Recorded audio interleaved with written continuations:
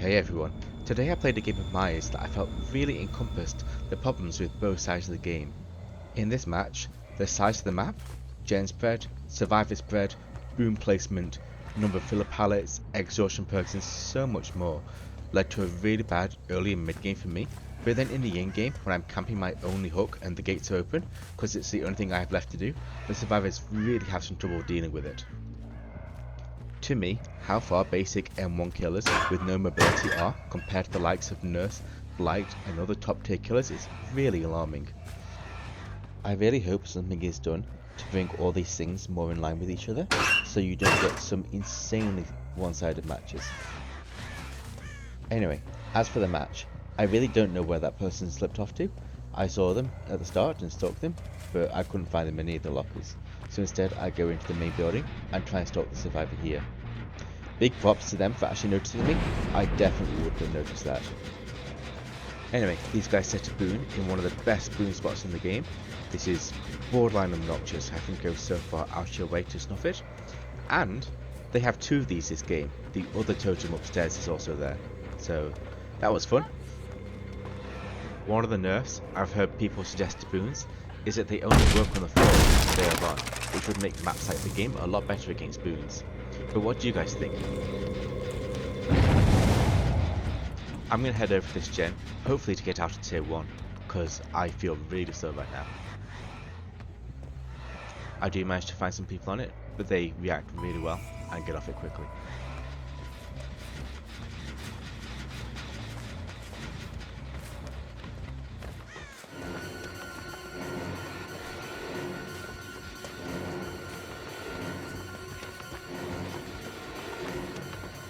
I'm not entirely sure this one should have hit, but I'll take it.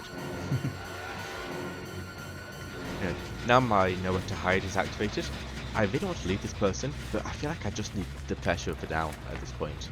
Several gens are already quite progressed. The one in the main building, the one we just passed, and I'm guessing the person that I never found at the start is going to be on the gen that we left.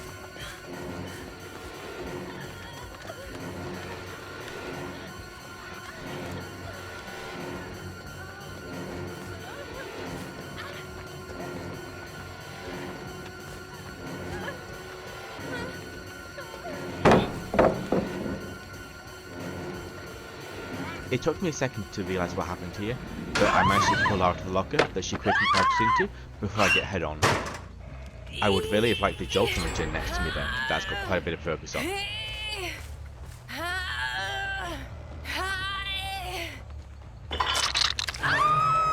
Wanting to control my gens a bit more, and guessing that the survivor I never found at the start has some decent progress on the gen at the back, I start to make my way over there.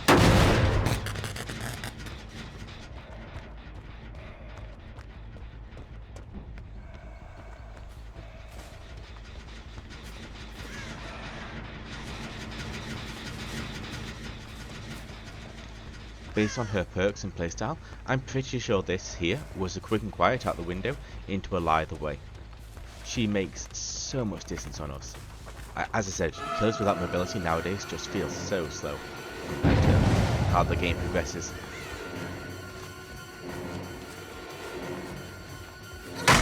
She's probably guessing that I'm at tier 3 and safely dodged the pallet. I try and do a little bit to try and make her waste some distance, but I really want to break the pallet. My problem with a lot of the filler pallets on this map is that they're very safe against a killer with no chase power, and also low that you can clearly see over them, so there's not much mind game potential. We actually do get her hit though by respecting the pallet and correctly guessing that she's going to try and make it into shack, getting her just as she vaults the window.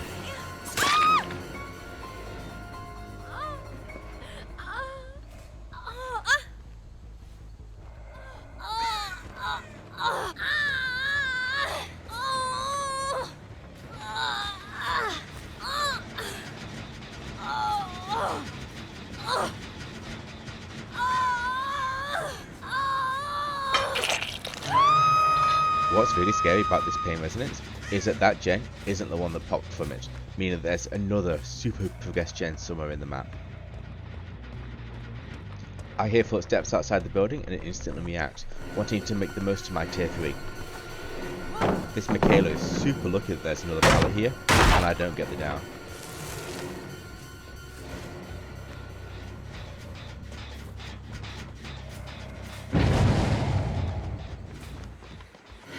I keep on chasing after her, but she's lighting off this pallet, and I don't get her in time.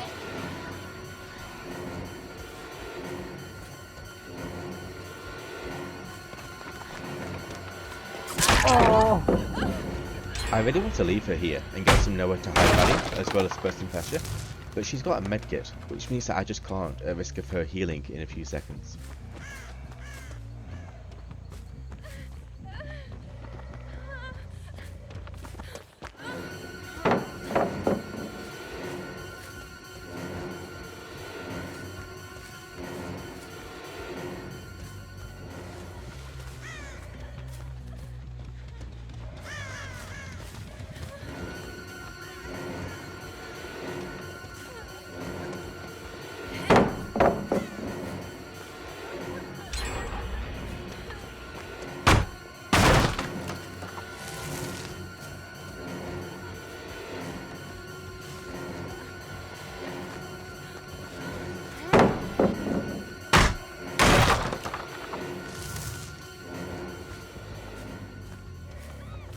I actually get some good Face the Darkness value here.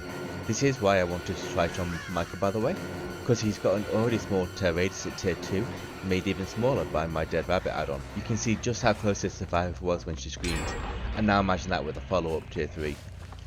Unfortunately though, we just haven't had the game to show it.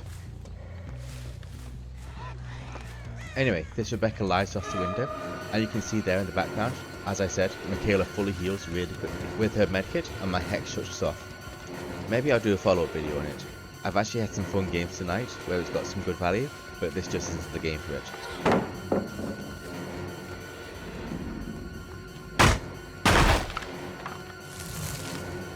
I break the pallet that the Rebecca drops, but really I want to try and catch someone off with my tier 3. So I'm going to head back and check these 2 gens, which I'm guessing is going to have a bit of progress on. Frustratingly though, it seems that no one's on these gens, and I wasted all the time coming back here for nothing. They set up another boon, which, as I said, is in the other upstairs place in the main building, and honestly I can just feel my hopes plummeting. Like, they have so little pressure on them. I'm competing for my 3rd hook, by the way. We actually do get Ennis down with our T3 here, quickly, which is really good for us, and I'm going to try and use this on someone else as fast as I can. I don't get any nearby Scourge hooks, but we'll have to make do. I want to carry her towards the gen that I know might have some progress on, and see this Rebecca is already running.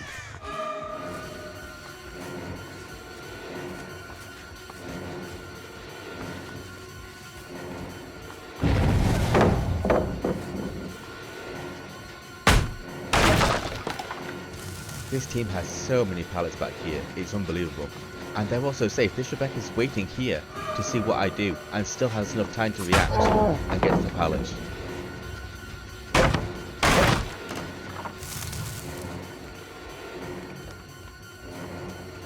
We have to deal with another live out the window. In case you're wondering, 3 of these survivors had live.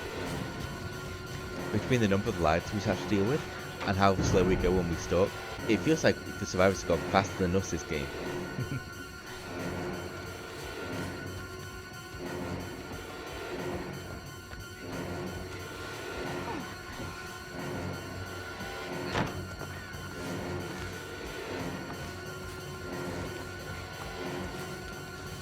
We lose the last gen here, and I'm going to ask you, right now, pause the video and tell me in the comments how many kills you think I'm going to end this game with. Bear in mind that I have 3 hooks, 3 of my gen defense perks now don't do anything, they have an active circle of healing, and quite a few of the survivors are being stalked a lot, with this Rebecca being fully out of juice.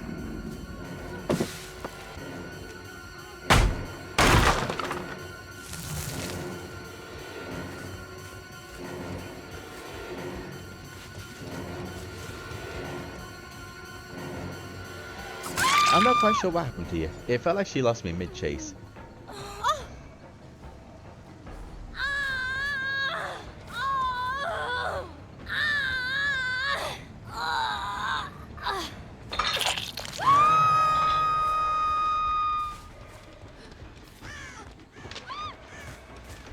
By now, I'm guessing both doors have been 99. and I start looking around for any survivors coming in for the rescue. I do spot this Michaela, try and get some stalk on her.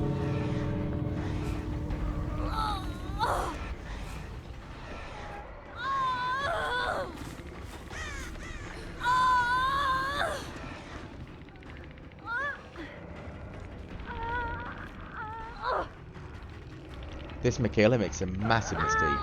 She lets me get most of my stalk off, 99ing it, and just randomly runs in to try and get the save without any other teammates around to help coordinate it. I find it really sad that here is the most control I felt over the game, and that's come from camping a hook with tier 3 99. I also don't see anyone else coming in for the save, and my tier 3 easily lasts for the rest of this hook stage, so this Rebecca's dead for sure. Plus I now have another hook on the Michaela.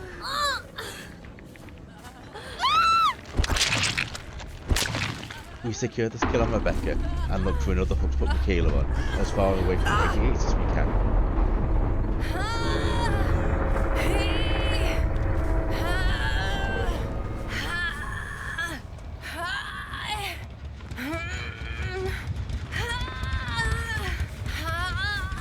This hook is even better because we have long lines of sight, so we can see any survivor coming from afar.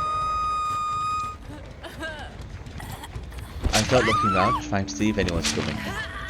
If I'm honest, with the way these guys are played, I actually didn't expect them to, so I probably could have done a better job of being more vigilant here. If you didn't notice, I actually do spot someone crouching by those crates in front of me. For a second I get a tear up on my stalk beater.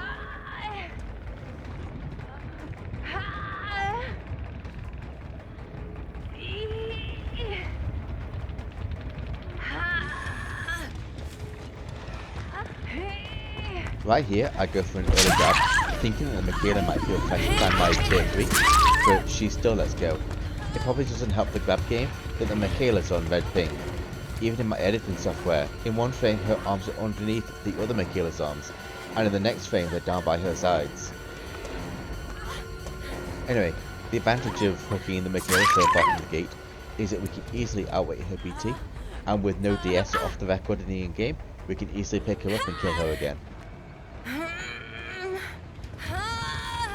I'm trying to do this as fast as possible because I have a suspicion that Rebecca might be trying to tap out the other Michaela, which she is. With how fast that heal came through, they've got to both be under the hook, and I do spot them running away. I really want to get my tier 3 here so that I can one-shot the Ada. However, I'm pretty sure both of them use live here. I'm pretty sure that Ada lived off the window, and I'm sure that Michaela used quick and quiet and live on that pallet behind me. I wanted to go for the Ada first because she was closest to the door, but to my surprise when I rounded Shack, that actually wasn't the door that was open, it was the other one, and the Michaela actually beat us to it. I head back to Shack to close the hatch, which I know is going to spawn there because of my offering, to complete my archive and get my 3k, because there's no way with the current timer the Ada is going to be able to close the door. So yeah, there we have it, we get the 3k. I'm not entirely sure that if we played the endgame better we could have got the 4k either, but that Ada's life took a while to catch up with, so I don't know if we could have caught up with Michaela as well. Definitely not one of my proudest games, I'll be honest. It feels really bad that we try and play the game as normally as we can and get absolutely nothing from it, and then as soon as we play a little bit dirty, we just win basically for free. And I just don't feel like that's the way the game should be balanced at the moment. It feels really anti-fun. Let me know what you guys think in the comments. Let me know if you agree with my arguments, my points, and I'll see you in the next one. Don't forget to like, comment and subscribe on the video, and I will see you next time.